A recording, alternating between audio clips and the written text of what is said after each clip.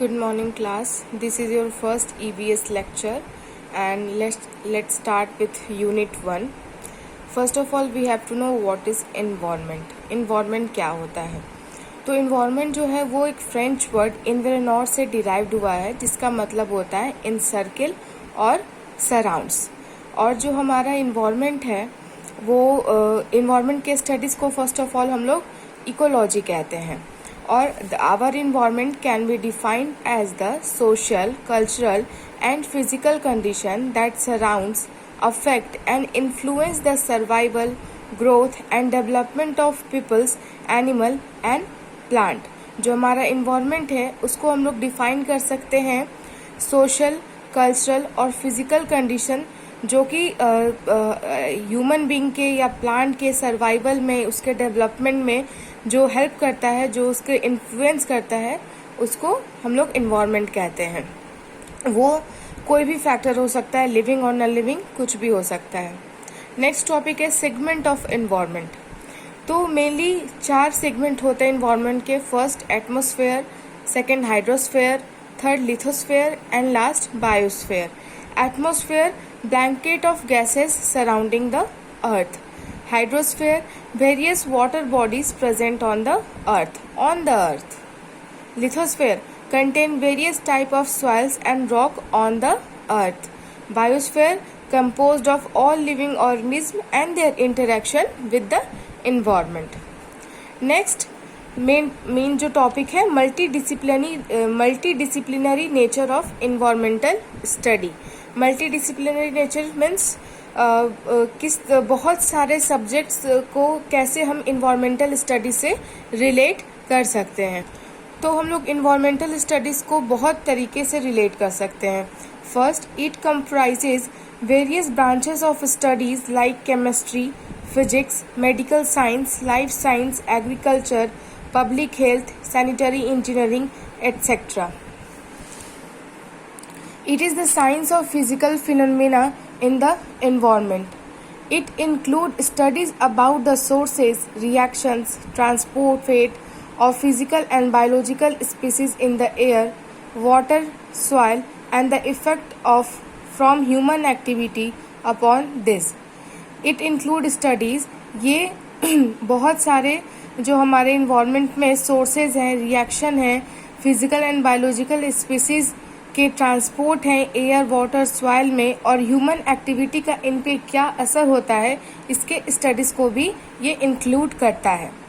As the environment is complex and actually made up of many different environments like natural, constructed and cultural environment.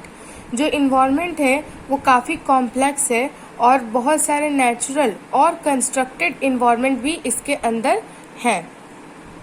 This subject educate the student to appreciate the complexity of environmental issue and citizens and expert in many fields. By studying environmental science, student may develop a breadth of the interdisciplinary and methodological knowledge in the environmental field that enable them to facilitate the definition and solution of environmental problems.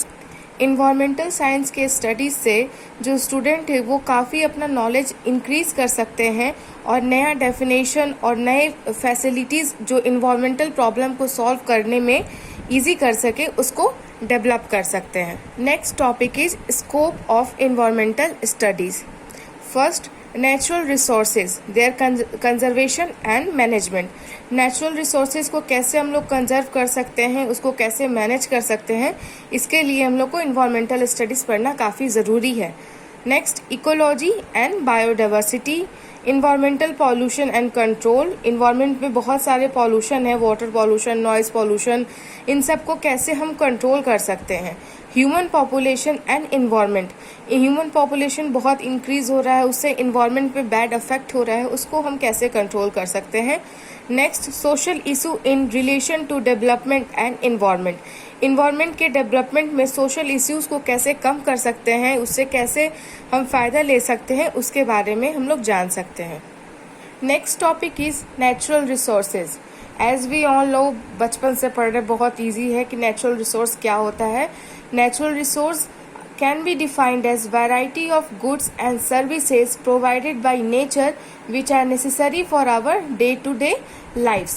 जो भी चीज़ें हैं, जितनी भी चीज़ें जो हमें nature के द्वारा मिलती है, जो हमारे डे टू डे लाइफ में बहुत नेसेसरी हैं, उसको नेचुरल रिसोर्सेज कहते हैं. Examples are plants, animals, microbes, air, water, soil etcetera. Types of natural resources, ये भी हम बचपन से पढ़ रहे हैं, जानते हैं. 2 तरह के होते हैं, renewable resources and non renewable resources. Renewable resources कौन से होते हैं? जो रिसाइकिल हो सकते हैं नेचुरली, उनको कहते हैं renewable resources. These resources are able to increase their abundance through reproduction and utilization of simple substance. जितने जो रिन्यूएबल रिसोर्सेज होते हैं वो अपने आप को इंक्रीज कर सकते हैं बाय रिप्रोडक्शन या उनको अच्छे तरीके से यूटिलाइज करके. Example plants and animals. Some examples of renewable resources though they do not have life cycle but can be recycle.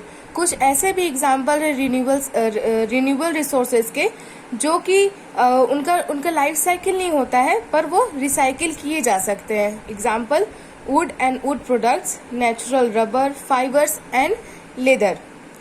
और कुछ ऐसे भी चीज़ें हैं जो कि अर्थ पे बहुत इनफाइनाइट अमाउंट में है, जिनको हम काउंट नहीं कर सकते और वो ह्यूमंस के बस की बात नहीं है उनको पूरी तरीके से एग्जॉस्ट करना.